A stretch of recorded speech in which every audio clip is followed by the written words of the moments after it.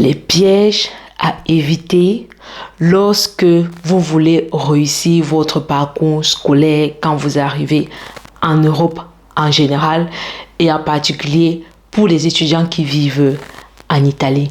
So, let's go.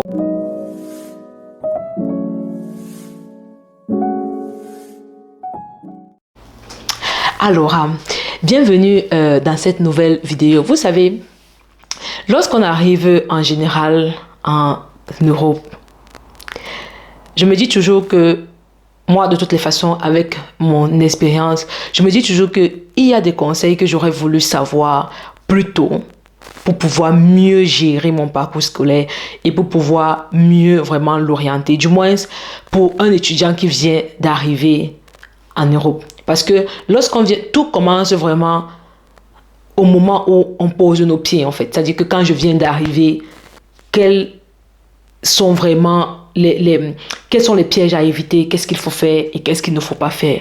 Ok. Et puis, avec le temps, plus les années passent, plus on prend de confiance et on comprend mieux comment est-ce que les choses fonctionnent. So, si vous êtes un nouvel étudiant qui vient d'arriver en Europe, je pense que cette vidéo va beaucoup vous aider et particulièrement si vous vivez en Italie. Ok. Alors, comme vous l'avez vu dans le titre de la vidéo, aujourd'hui, je vais vous donner de toutes les façons, je vais vous donner tous les pièges qu'il faut éviter lorsque vous venez d'arriver.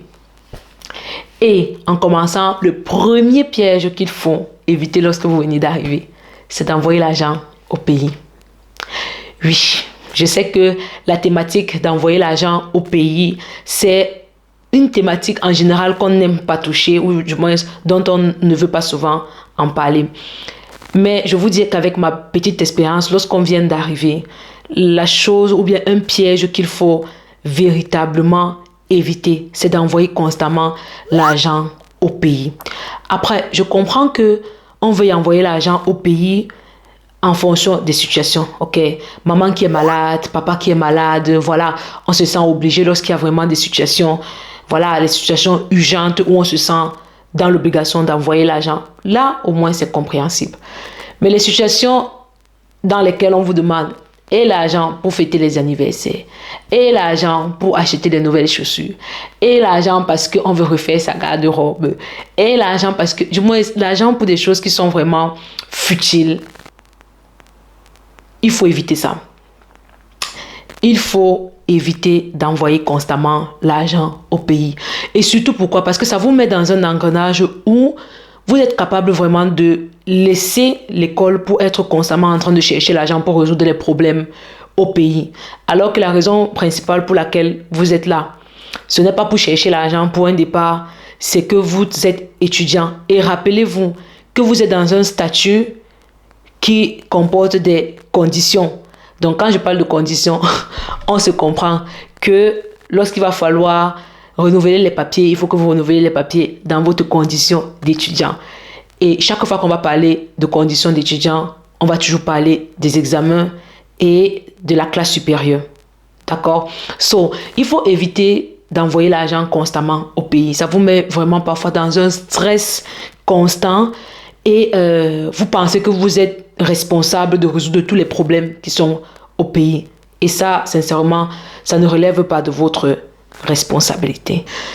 La deuxième des choses, le deuxième piège à éviter, c'est de ne pas aller en cours. Alors, quand je dis de ne pas aller en cours, on se comprend. Vous devez comprendre qu'en général, les universités ici ont leurs plateformes, ok?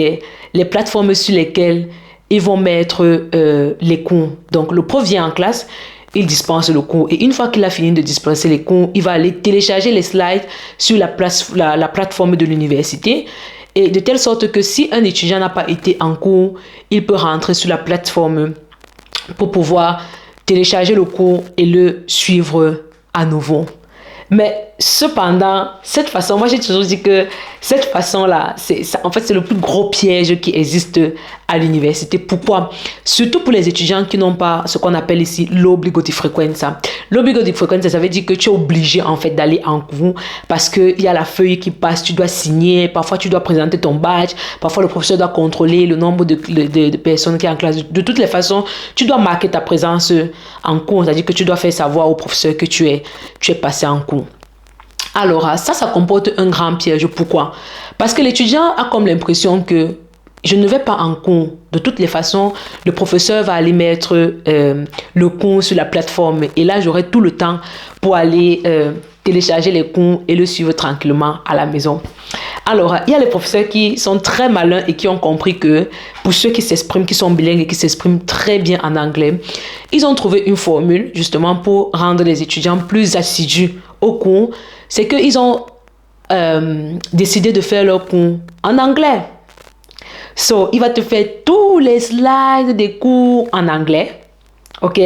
Et si tu ne viens pas en cours, puisqu'il te fait les slides en anglais, mais il va aller expliquer les slides après en italien, en classe, sauf si vous êtes dans un parcours universitaire où les cours sont uniquement en anglais. Mais si vous êtes dans un parcours universitaire où les cours sont censés être en italien, alors les professeurs ont trouvé cette stratégie-là, de faire leurs slides uniquement en anglais, parce qu'il sait que les étudiants seront présents en cours pour pouvoir suivre le cours. Parce que ces slides-là, après, qu'est-ce qu'il fait? Il va aller les expliquer en italien. Donc, toi, l'étudiant lambda qui a décidé de rester à la maison et de ne pas aller en cours et de dire que de toutes les façons, le professeur va publier les slides après sur la plateforme et je vais écouter, tu vois que tu es déjà désavantageux. OK?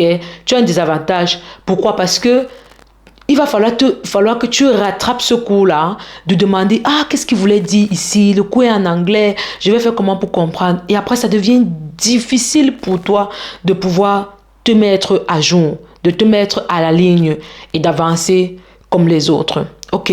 Donc, le piège vraiment et la grosse erreur, c'est de ne pas souvent aller en cours. Que vous ayez l'obbligo di frequenza ou que vous ne l'ayez pas, il faut toujours aller en cours. Et de toutes les façons, vous êtes étudiant. Et si vous êtes étudiant, normalement, on est censé vous retrouver à l'école à une certaine heure. Donc, allez en cours et surtout parce que c'est en cours que vous allez essayer de créer les amitiés et d'essayer de comprendre comment est-ce que les choses fonctionnent. D'essayer aussi de poser directement vos questions au professeur lorsque vous n'avez pas compris. Donc, c'est très important d'aller en cours. La troisième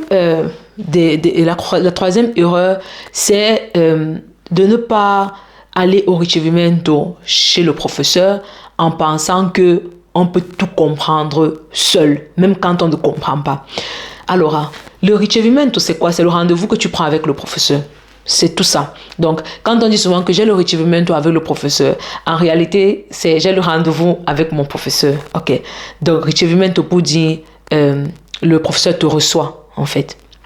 Alors, il faut savoir que les professeurs en général, parce que c'est vrai, il y a toujours quelques grands là qui sont toujours, mais bref, en général, les professeurs sont très disponibles pour pouvoir vous expliquer, OK, vous expliquer les parties du cours que vous n'avez pas compris. Et surtout qu'ils ont intérêt parce que à la fin du semestre, en général, dans les universités, avant de composer, vous devez évaluer le professeur. C'est-à-dire que vous devez évaluer le professeur, si c'est un professeur qui vient toujours à l'heure, s'il donne bien cours, s'il est assidu, s'il est présent et tout.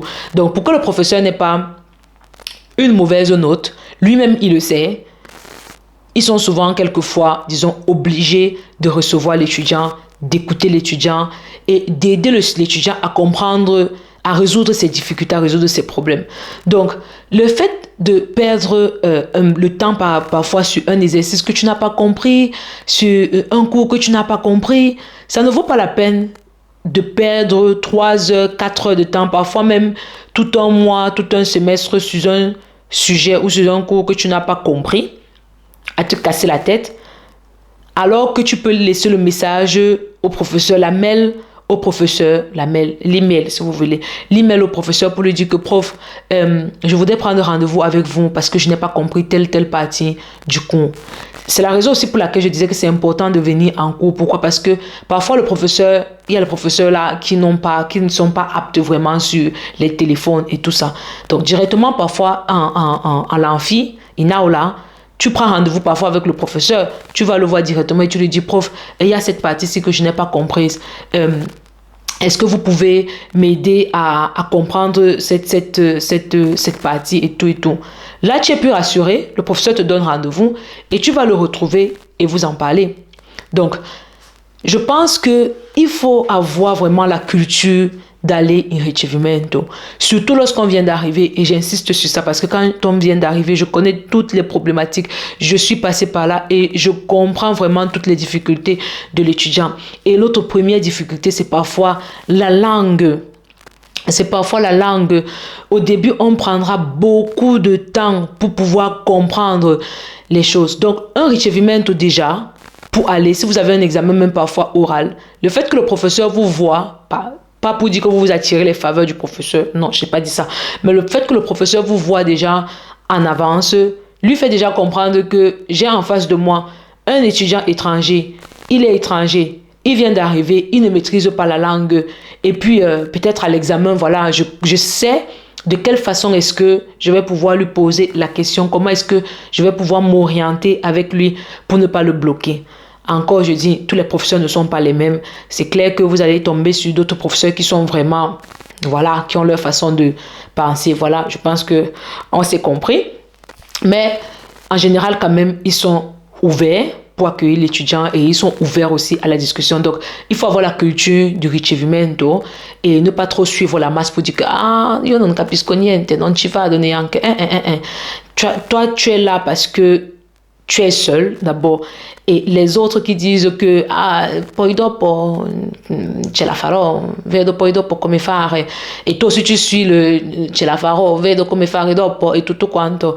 Toi tu es plus pédant parce que celui qui maîtrise sa langue, si tu marches avec tes amis qui sont à l'école, qui maîtrisent la langue et qui sont de madrelingua, tu vois que toi tu es pédant si tu vas dans ce sens. Donc il faut avoir la culture du ricevimento. La quatrième erreur, ok, c'est de jouer avec notre temps.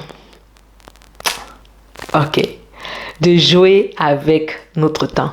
Vous savez, lorsque j'en parle, je souris toujours, mais avec vraiment un poignard dans le cœur. Ok, j'ai le cœur qui pèse chaque fois que je dis à un étudiant que ton temps ici, c'est ta plus grande richesse. Et je le dis et je le répète, un étudiant ne doit pas s'amuser avec son temps. Le temps ici, c'est une ressource pour toi, qui est pour toi, pour vous, pour nous, qui est primordiale. Et vous devez comprendre que la société dans laquelle vous arrivez, c'est une société qui joue sur le temps, qui a été façonnée et implantée sur le temps. Ok, vous vous rendez bien compte qu'il y a l'hiver, il y a l'automne, il y a le printemps, il y a l'été et tout et tout. Et même le cycle de vie change en fonction du temps. Vous allez vous rendre compte qu'il y a les aliments qu'on mange pendant une certaine période, les fruits qu'on mange pendant une période, qu'on ne peut manger pendant une période. Pourquoi est-ce que je fais référence à ça? C'est pour vous faire comprendre que même quand tu vas même travailler, on te paye autant, l'heure à l'heure. Donc, la société tourne en fonction du temps. Et comme la société tourne en fonction du temps, tu dois comprendre que, ou bien nous devons comprendre que notre temps, en fait, c'est notre ressource. Que le temps qui passe, comme on dit souvent, ne se rattrape pas. Et je pense qu'elle a encore beaucoup plus d'importance lorsque on vient d'arriver en Europe. Le temps qui passe, justement, ne se rattrape pas. Du moins, la première année est censée être l'année pendant laquelle vous devez être le plus égoïste avec vous. Parce que vous avez besoin de temps pour vous retrouver. Vous avez besoin de temps pour comprendre la société dans laquelle vous vous retrouvez. Vous avez besoin de temps pour pouvoir vous comprendre vous-même. Parce que quand je dis vous comprendre vous-même, c'est que vous allez vous-même remarquer que votre cycle de vie à vous-même change. La santé change. La façon même de vivre change. Donc, vous avez vraiment besoin de temps, au moins la première année, pour mieux vous comprendre, pour mieux vous adapter, pour mieux vous imprégner. Voilà, pour mieux faire amitié avec vous.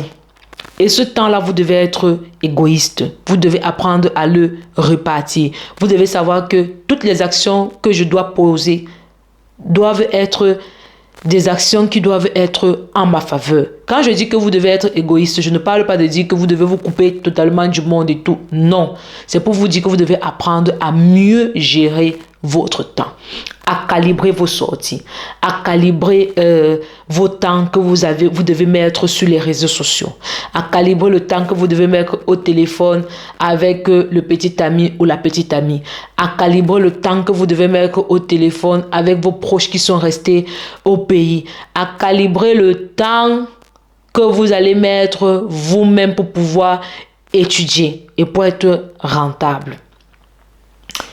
Vous avez besoin d'apprendre à gérer votre temps.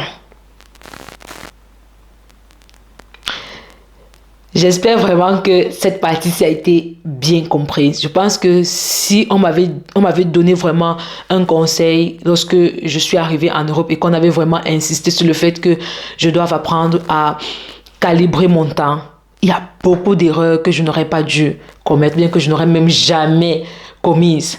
Mais comme avec le temps, justement, on dit que c'est conséquences qui conseillent, comme on dit souvent. Je pense que conséquences m'a beaucoup conseillé et j'en ai tiré vraiment de bonnes leçons. Ok. Donc, la cinquième, je pense que je vais m'arrêter là. Je ne veux pas que la vidéo soit trop longue. Elle est même déjà assez longue. La cinquième erreur, c'est de refuser les notes. La cinquième erreur, je pense que je vais mélanger, c'est de refuser les notes et d'étudier à la dernière minute. Ok. Vous ne pouvez pas étudier à la dernière minute, aller à l'examen et refuser la note qu'on vous donne. Déjà que le fait de refuser une note vous met parfois dans des situations, voilà, je m'explique. Je peux comprendre que si vous étudiez médecine, je peux comprendre que vous vouliez un 30/30 en anatomie 1 ou anatomie 2 ou physiologie. Bref, vos matières qui sont les matières les plus pesantes, qui ont des crédits assez élevés. Si tu ne réussis pas à avoir 30/30 et que tu as plutôt un 25 ou un 23 ou un 24, du moins si tu vois que la note que tu as, c'est une note qui te pèse assez, il ne faut pas la refuser. Est-ce que vous vous souvenez du conseil précédent dont je vous ai parlé? Le temps. Pourquoi je le dis? Parce que plus tu vas refuser les notes, plus tu vas perdre du temps sur les matières qu'il faut que tu donnes rapidement pour pouvoir passer. Et vous savez bien que les examens ici sont divisés par session et les appels sont disponibles. Parfois, le professeur vous dit que la première session, il y a seulement deux appels qui sont disponibles. Dans ce cas-là, il ne faut pas refuser les notes. Pire encore, si tu étudies à la dernière minute, et la fait d'étudier à la dernière minute, les gars, ça ne fonctionne pas. En fait, ça pouvait fonctionner quand on était encore au lycée. Mais lorsqu'on arrive à l'université, les données ne sont plus les mêmes. Ok, on n'étudie pas ici à la dernière minute. À la dernière minute, tu vas te retrouver avec un cahier comme ça, plein comme ça, qu'il faut que tu lises parfois en 1 semaine ou en 2 semaines pour aller donner un examen. Ça, c'est une grosse erreur à ne pas commettre. Donc, c'est vrai, étudier au fur et à mesure, c'est vrai que c'est difficile et c'est parfois chiant, je vous comprends et vous avez parfaitement raison. Étudiez au fur et à mesure et ne refusez pas les notes. Ne refusez pas les notes lorsque vous savez que la note là est assez pesante et qu'elle elle vous couvre les trous en fait. Si vous avez les notes qui réussissent à vous couvrir les trous, qui réussissent voilà, à vous faire avancer, avancez. Il ne faut pas trop perdre du temps sur des choses parfois les matières qui ne sont pas les matières voilà, très centrées sur nos, voilà, sur la filière qu'on fait. Par exemple, si quelqu'un fait ingénierie mécanique, hein, on va lui dire peut-être mécanique des matériaux. Il va prendre peut-être un 28 là-dessus. Il va arriver, il a la matière peut-être qu'on appelle, je ne sais pas trop, on va dire peut-être que économie, disons économie. En économie, il veut toujours, si on ne lui donne pas 30, il ne va pas prendre. Mais est-ce que l'économie, c'est une matière qui est une matière centrale en fait dans l'ingénierie mécanique, dans le parcours d'ingénierie mécanique? Est-ce que c'est une matière à choix? Est-ce que c'est une matière qui vient seulement compléter un tronc? Point d'interrogation. Lorsque tu te retrouves dans cette situation, frère, même si c'est un 18, on dit que tu viens d'attendre, prends-le. Il faut le prendre parce que ça ne sert à rien de venir, disons-nous la vérité, ça ne sert à rien de venir, de laisser un 20 en économie et qui a peut-être un crédit, je ne sais pas, 2 crédits et de laisser, de dire non, moi je ne veux pas le 20 parce que je veux un 30 ou un 28 ou un... Bon, après, ça dépend de chacun. Mais en réalité, c'est quelque chose voilà, qui... Ça peut t'empêcher vraiment de pouvoir prendre ta laurea in tempo. Je veux dire ce genre de truc, en fait. Donc, il ne faut pas refuser les notes et il faut éviter d'étudier à la dernière minute. Je pense que jusqu'ici, j'ai fait pratiquement tout le tour des erreurs que j'avais en tête et que je voulais vous proposer. N'hésitez pas à me laisser en commentaire ou à me laisser en commentaire ce que vous pensez de ces erreurs et à me donner des suggestions de vidéos sur lesquelles vous voudrez que je puisse donner mon avis. Si vous voulez que je fasse des vidéos par rapport à certains sujets qui vous touchent à cœur. Cependant, je vous remercie d'avoir regardé cette vidéo. On va se voir à la prochaine vidéo. Et n'oubliez pas de vous abonner et d'activer la cloche de notification pour être alerté chaque fois que je vais publier une nouvelle vidéo. C'était un plaisir d'être en votre compagnie. Et puis, on se dit à la prochaine. Ciao, ciao.